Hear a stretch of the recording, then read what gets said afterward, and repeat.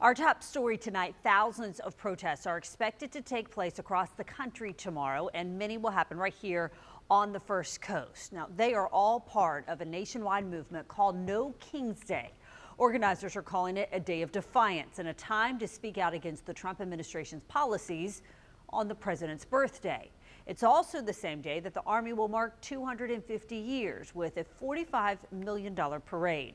Our Christina Burgess is live in downtown Jacksonville tonight. And Christina, I know you had a chance to speak with a local attorney and our crime and safety expert. What did they tell you people should keep in mind ahead of the protests tomorrow? Well, Heather, the first thing that people need to know is that they do have the constitutional right to peacefully protest, but it's important for them to remember to stay safe, stay aware, and know their rights. On Saturday, June 14th, from city to city, people will take to the streets for the No Kings Day protest against the Trump administration policies.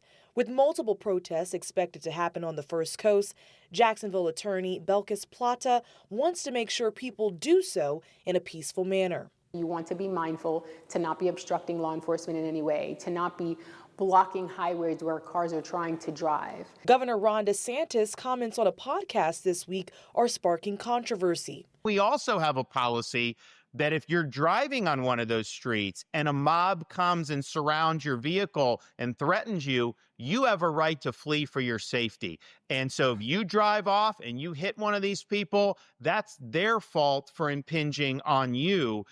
You don't have to sit there and just be a sitting duck.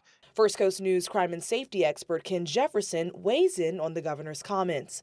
Probably not the right way to say things, but what they're trying to do is put the fear in the people provoking violence.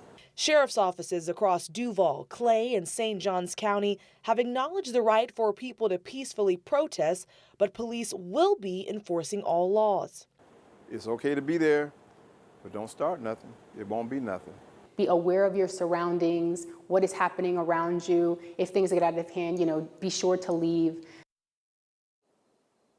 And I want you to take a look at what it's looking like in front of the Duval County Courthouse. There are barricades that have been put up around the courthouse. This is a location where one of the No Kings Day protests will be happening tomorrow morning. And in 2021, Florida did pass an anti-riot bill that says that if protesters' actions become violent, they could face charges.